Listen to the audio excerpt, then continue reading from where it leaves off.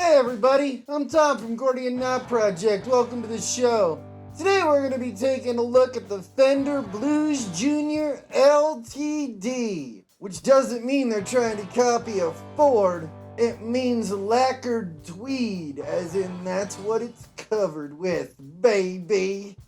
But first, coffee. Love my coffee. This is what it looked like when I took it out of the box.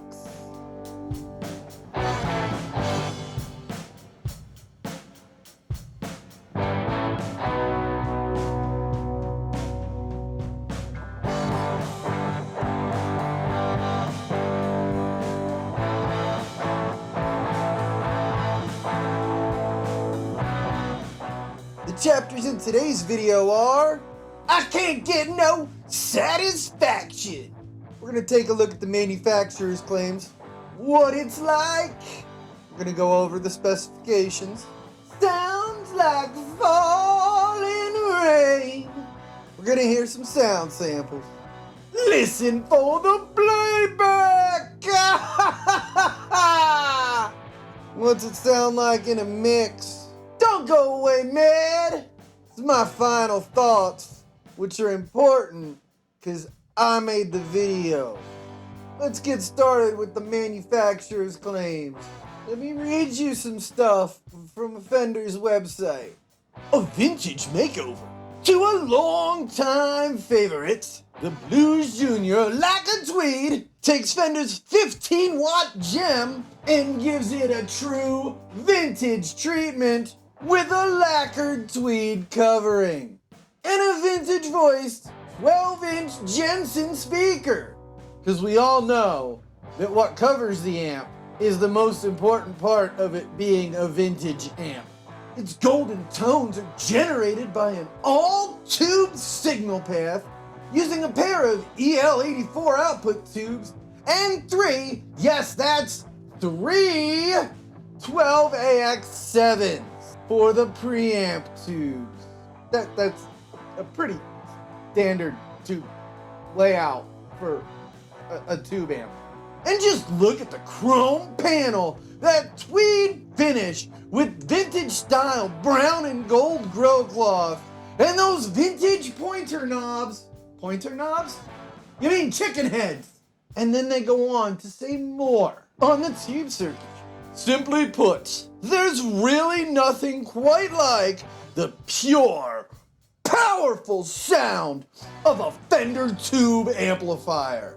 For decades, the total richness and touch-sensitive dynamics of real tubes have given Fender amps a defining and unmistakable voice.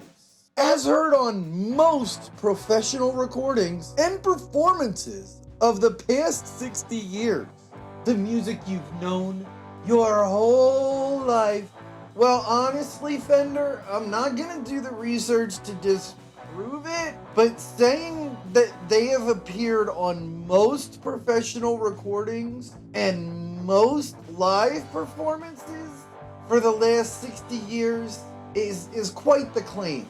They've definitely been on a lot of really well-known songs were recorded with Fender amps, absolutely. Like just about every surf song ever made. But to say most, I don't know if that's correct. They go on to say something of the spring reverb, which is good because Fender spring reverb is one of the things that they're really known for. There have been pedals made that simulate different Fender reverbs over the years. Spring reverb. Among their many fine sonic attributes, Fender guitar amps like this one are prized in particular for their luscious spring reverb, for that wet, shimmering ambient sound ranging from subtle to careless. Fender lets you dial it in exactly to taste. I do like the spring reverb on this amp. I do like Fender spring reverb in general, but luscious, really, you couldn't find a better word. And then it talks about this amp's one really unique feature, which is a fat switch on its top mount chrome control panel, the amp is equipped with a fat switch that boosts mid-range for pronounced tonal thickness. We'll be checking that out along with the reverb in the sound samples section. You can get a 1-button stump box to plug into this that'll turn the fat switch on and off remotely. When you first plug the foot switch in, regardless of the setting of the fat switch, it turns it off.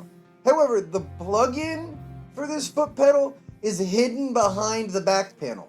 You have to take the back panel off the amplifier in order to access the place to plug the switch in. And once you take the back panel off the amplifier, it's gonna change its tone. Don't know how much it'll change its tone because that's a topic for another video. The power cord is not removable. This might be a benefit or it might be a drawback. To me, it's a drawback. I like removable power cords so I can have one power cord and just run it to multiple amps because I'm only using 1 amp at a time. The speaker plugs in with a 1/4-inch jack, which means it's easily removable if you remove the back plate, which you're gonna do anyway to get to the place where you can plug the fat switch in. So whatever. Power requirements, it does require 180 watts input and its output is 15 watts. It is all tube. I already went over what tubes are in it. It does have one 12-inch 80 Jensen speaker in it.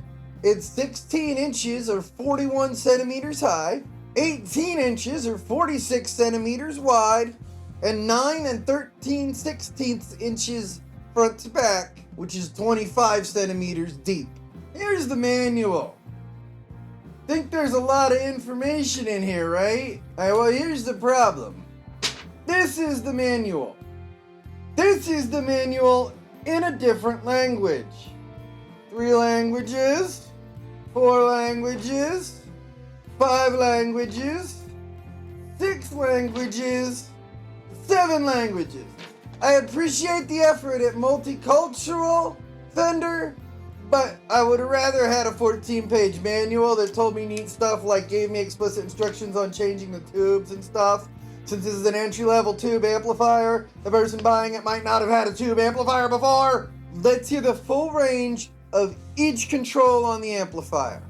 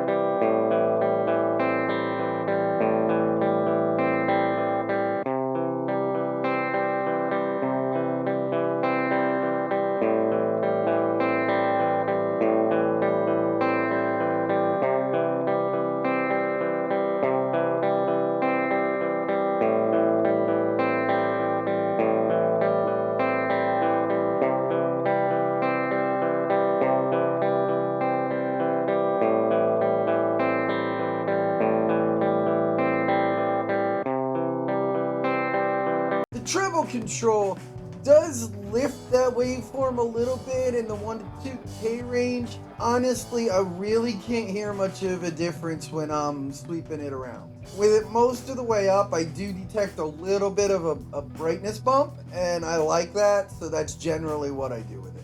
The mid control, on the other hand, makes a huge difference. It's got about a 5K bump in the 5800HZ to 1K range. Big difference. Subtlety is key with this control because it does give you a big change, which is nice.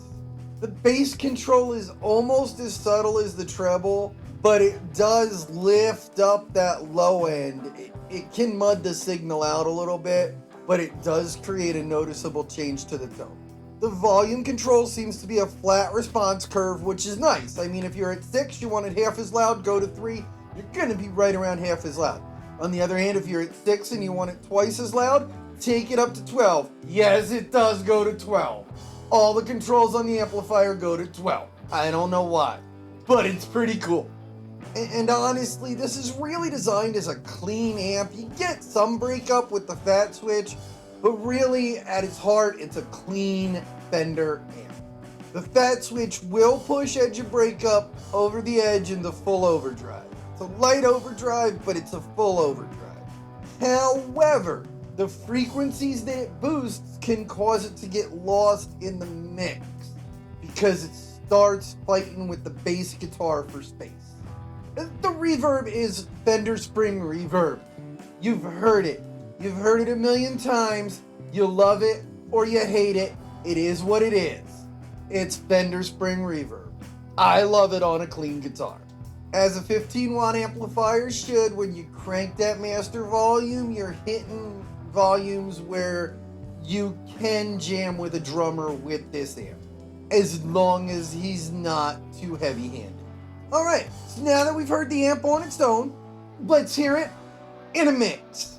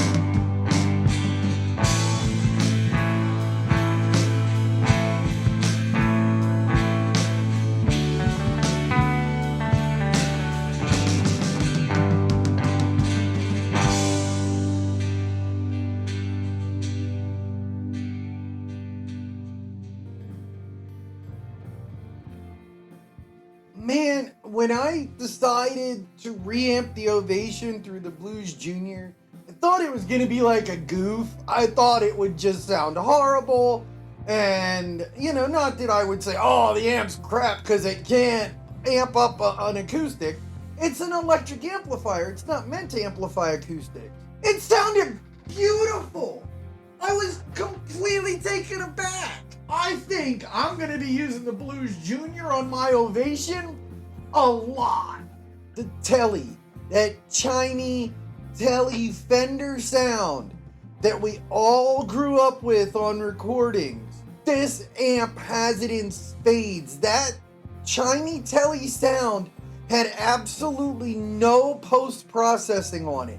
None of the guitar, okay, that's a lie. What I did is all of the guitars are high-passed at 100 Hz in the mix to get them out of the way of the bass guitar, and all the guitars are blended in with the 2-room reverb to glue them into the track. Aside from that, there is no post-processing on that chimey telly. That's the sound of this amplifier into a 57 on a telly. It's amazing. The SG, it fell a little flat here. This is a clean amp. That guitar part was designed for an overdriven guitar. If I had stuck a pedal in front of it, I probably would have been perfectly happy with the sound. But do not expect this amp to give you really much in the way of an overdriven sound. And what are my final thoughts? I couldn't really show it in this video because of time constraints, but this amp is an amazing pedal platform. It sounds better with pedals than any other amp I've ever owned, and I've been playing for over 30 years. This amp's far from a one-trick pony. There's a lot that it can do, but it is not an all-in-one machine. It's a clean amp. If you want a clean amp that's low wattage, low volume, I think you'll be very happy with it. If you want distortion from your amp, do not buy this amp. End of story.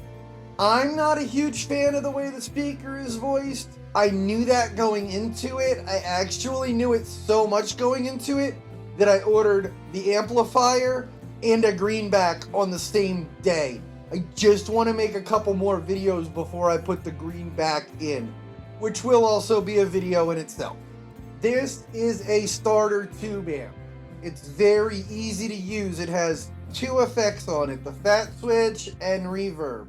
There's no standby, there's simply a power on and off. Your controls are very straightforward. 1 dial for the reverb, a 3-band EQ, a preamp volume, a master volume, that's it. It doesn't get much simpler than this when it comes to tube amps. And the fact that it's specifically designed as a clean amp and to be a good pedal platform means that this is an excellent starter tube amp for just about anybody out there. The fact that it's a good pedal platform means it really can be your all-in-one workhorse. Just throw enough pedals at it to get whatever sound you want. Oh, thanks for watching.